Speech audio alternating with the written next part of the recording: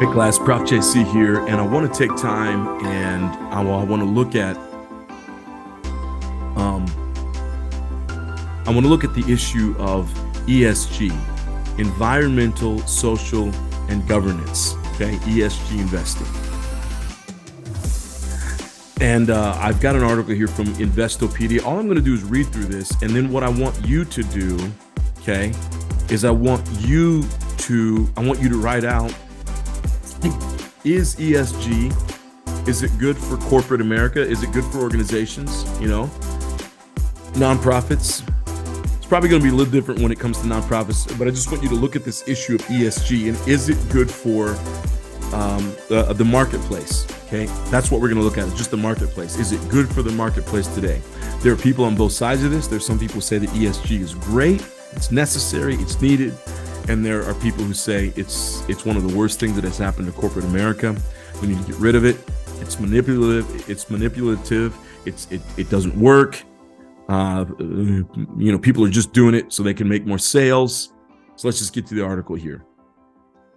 Okay.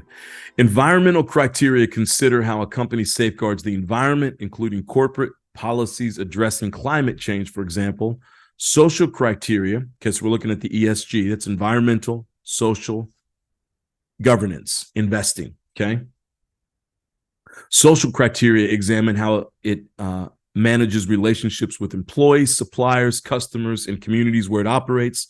Governance deals with a company's leadership, executive pay, audits, internal controls, and shareholder rights. And then it says here takeaways, okay?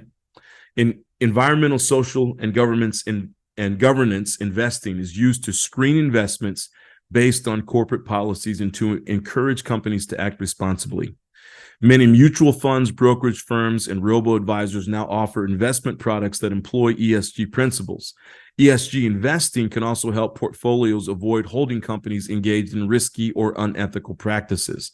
The rapid growth of ESG investment funds in recent years has led to claims that companies have been insincere or misleading in touting their ESG accomplishments. And that gets to why some people say, this is just a waste of time. So let's look at how environmental, social, and governance investing works.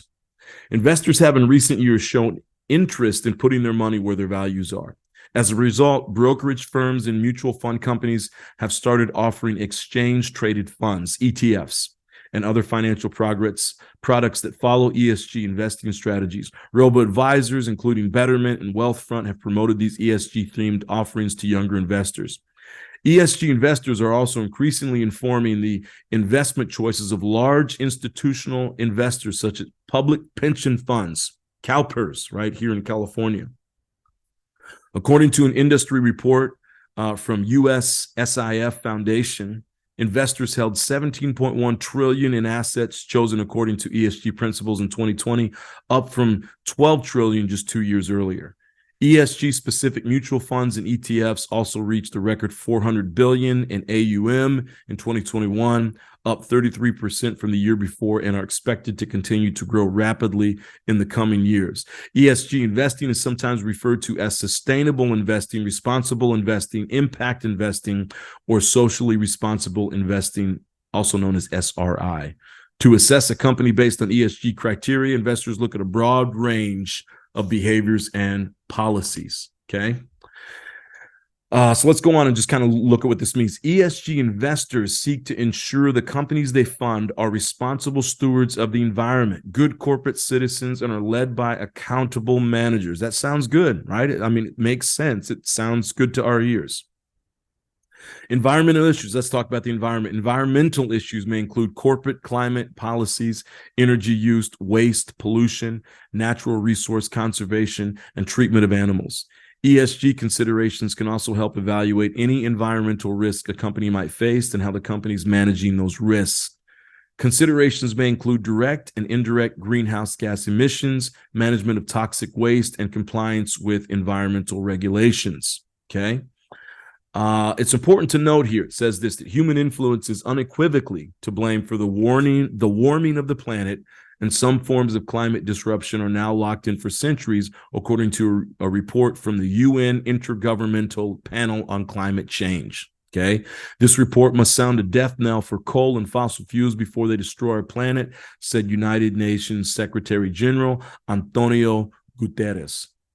Social aspects look at the company's relationships with internal and external stakeholders.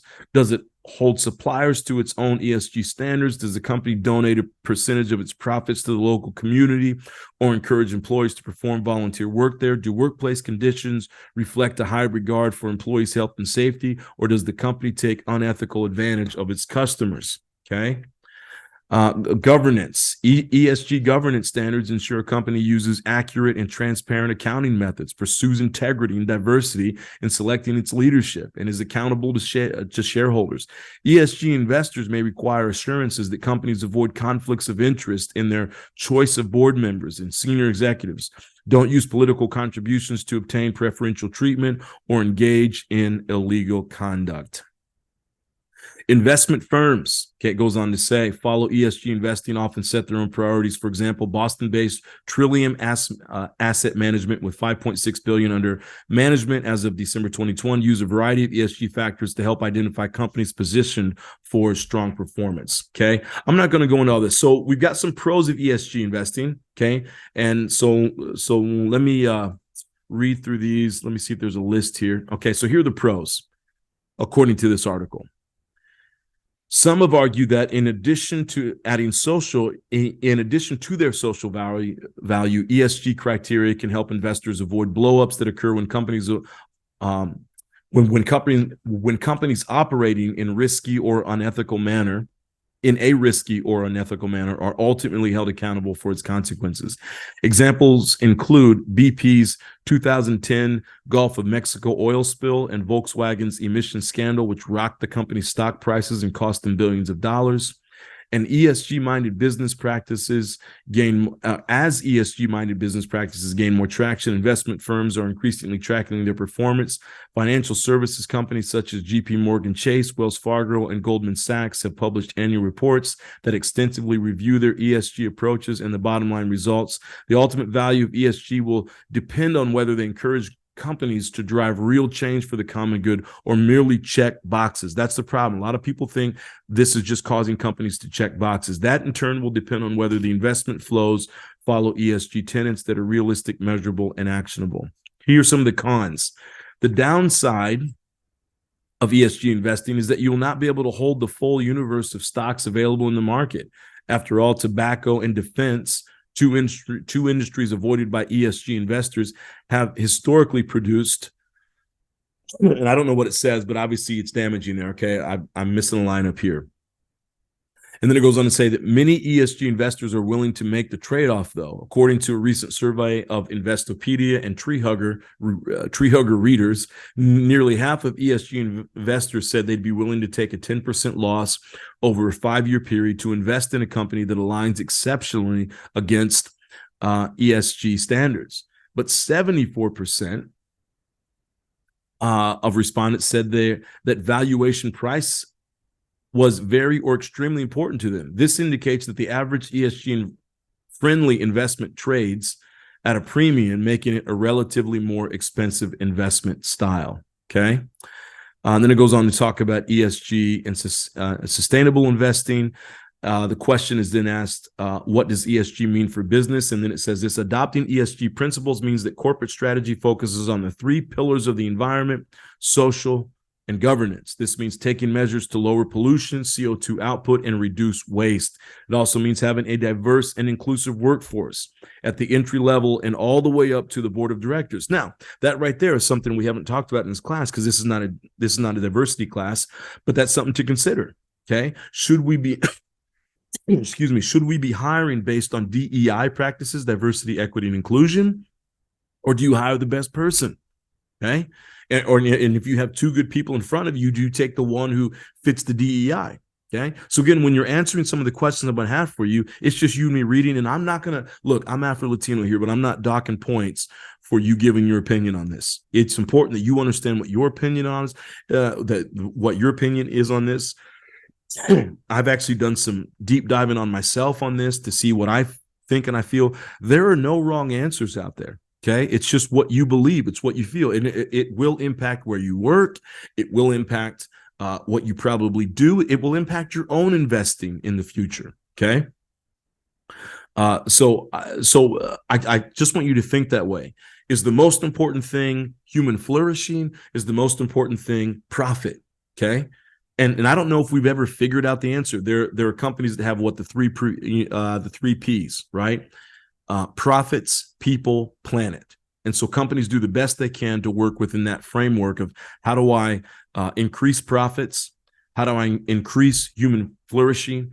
And how do I save the planet, right? So if we can do all three things, that's great. But can we really? Does it depend on the industry? Does it depend on, where you are in the world? Which one of those three is most important? So again, these are things I want you to consider. This is a service class, so we're talking about our service to the world. Does ESG matter? Okay. So again, I'm going to read that one more time. It also means having a diverse and inclusive workforce at the entry level and all the way up to the board of directors. ESG may be costly and time consuming to undertake. So why some companies may not want to do it, but it can also be rewarding into the future for those who carry it through. So my question to you is simply this.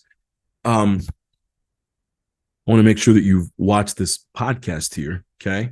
So I want you to list off based on what you listen to in the podcast. Now, don't just make this up, but you can also go to Investopedia, right? That's where I got the information from. So if you want to go there, feel free to go there. I don't care. I just want to make sure that you're diving into this subject because it's important. It's something you're already facing or you will be facing for sure. So I want to know what ESG is. Number one, I want you to write out just a sentence. Tell me what ESG is. And then tell me how it impacts business based on what the article says, based on what we talked about here in the article. How does it impact the business? I want you to list a pro. I want you to list a con. And then I want you to just do some reflection on that. Based on everything that you've read, based on everything you understand about ESG, is it good for business or not? Okay? I want you to think about that. This whole mindset of service. Is this good for business or not? All right, everybody. I'm looking forward to reading your answers. There are no wrong answers. You're not going to get docked because you may disagree with my position. You don't even know my position, but I just want to hear what you have to say, and I want to know that you've thought through it, that you reflected on it. This is going to be an important one, especially for those of you who are in the marketplace already. Hey, thanks so much for listening. I'll see you in the next podcast. Take care.